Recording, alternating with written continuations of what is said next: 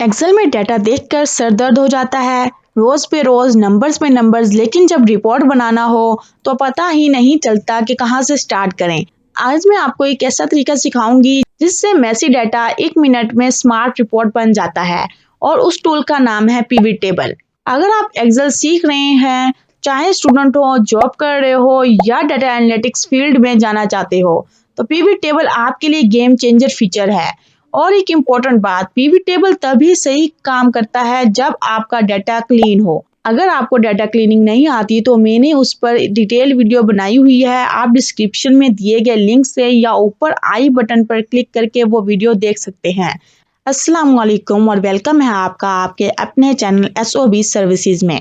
आज हम सीखेंगे पीवी टेबल क्या है और इसके बेनिफिट क्या हैं और उसको क्रिएट कैसे किया जाता है।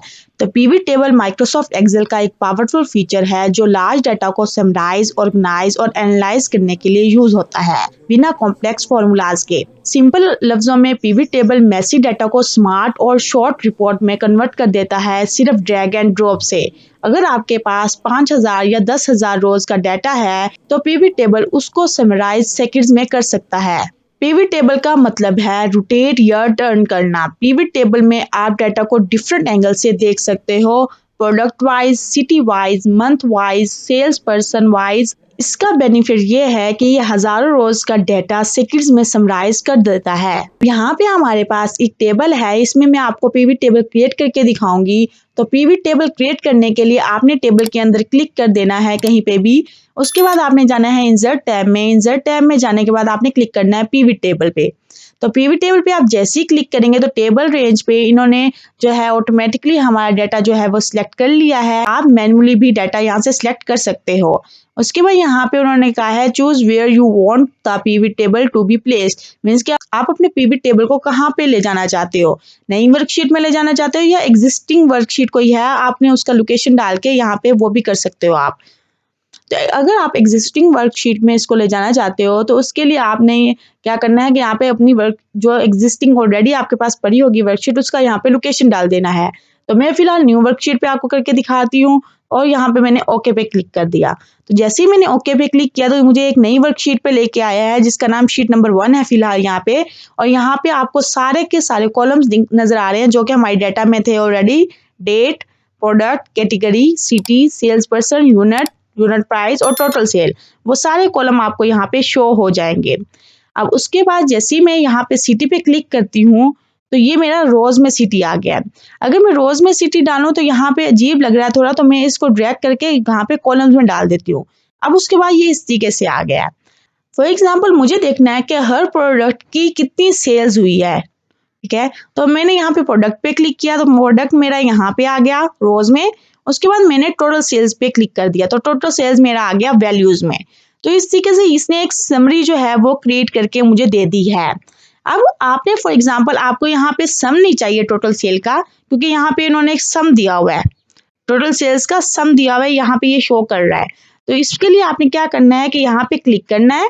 क्लिक करने के बाद वैल्यू फील्ड सेटिंग में जाना है और यहाँ से आपने अपनी मर्जी का जो भी आपने सेलेक्ट करना है। मीन्स फॉर एग्जांपल आपको काउंट चाहिए, एवरेज चाहिए, मैक्सिमम चाहिए, मिनिमम चाहिए, प्रोडक्ट चाहिए, और भी काफ़ी सारे ऑप्शंस हैं। तो आप यहाँ से कुछ भी सिलेक्ट कर सकते हो। फॉर एग्जांपल मुझे सम नहीं चाहिए, मुझे एवरेज चाहिए, तो मैंने यहाँ पे एवरेज पे क्लिक किया और यहाँ पे मैंने ओके पे क्लिक कर दिया। तो इसने अब मुझे सारे आइटम्स का क्या दे दिया है, एवरेज दे दिया है कि हेडफोन्स इस्लामाबाद में इतने सेल हुए हैं, उसकी एवरेज आ रही है। उसके बाद हेडफोन्स कराची के में कितने सेल हुए, उसकी एवरेज ये है। लाहौर में कितने हुए, उसकी एवरेज ये है। इसी तरीके से मुल्तान की, और फिर उसका इन सब का ग्रैंड टोटल, ठीक है। तो ये सारा हमारे पास इस तरीके से आ रहा है। आई होप कि यहाँ तक आपको समझ में आ गया होगा। तो इतनी आसानी से हम लोग जो है वो पीवी टेबल क्रिएट कर सकते हैं। आप और चीजें भी यहाँ पे कर सकते हो, जैसे यहाँ पे यूनिट आप डाल सकते हो और यूनिट की प्राइस को कंपेयर कर सकते हो कि हर यूनिट की प्राइस कितनी है। कैटेगरी वाइज भी आप इसको कर सकते हो। तो आप पे डिपेंड करता है कि आप किस तरीके से इसको एनालाइज कर सकते हो। तो इस तरीके से आप पीवी टेबल बना सकते हो और इस तरीके से हमारा डाटा जो है समराइज हो सकता है।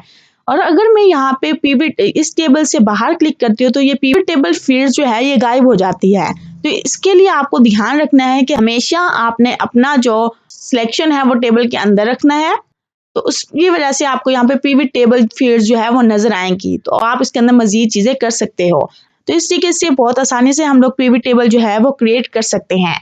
और अगर आपने पिवट टेबल को एनालाइज करना है तो यहाँ पे पिवट टेबल एनालाइज का एक ऑप्शन आ जाता है। जब आप पिवट टेबल बना लेते हो, यहाँ से आप इसका नेम भी चेंज कर सकते हो। फॉर एग्जाम्पल मैं यहाँ पे लिख देती हूँ सेल्स डाटा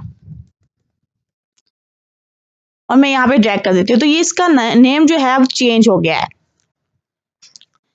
अब यहाँ पे अगेन में जाती हूँ तो यहाँ पे देखिए ये सेल्स डाटा है। आप इसको कॉपी करें, कंट्रोल-C करें और शीट का नाम भी हम लोग ये रीनेम कर सकते हैं। तो इस तरीके से हमारे पास सेल्स डाटा का रीनेम हो गया है। अगर आज की वीडियो से आपको पिवट टेबल समझ आ गया हो तो वीडियो को लाइक करें और कमेंट करें पिवट रेडी। और अगर आप एक्सेल को बिगनर से एडवांस लेवल तक प्रॉपर्ली सीखना चाहते हैं तो चैनल को सब्सक्राइब करें, क्योंकि यहाँ हर कॉन्सेप्ट सिंपल और आसान स्टेप्स में समझाया जाता है। नेक्स्ट वीडियो में हम देखेंगे कि पिवट टेबल के साथ पिवट चार्ट कैसे बनाते हैं। मिलते हैं नेक्स्ट क्लास में।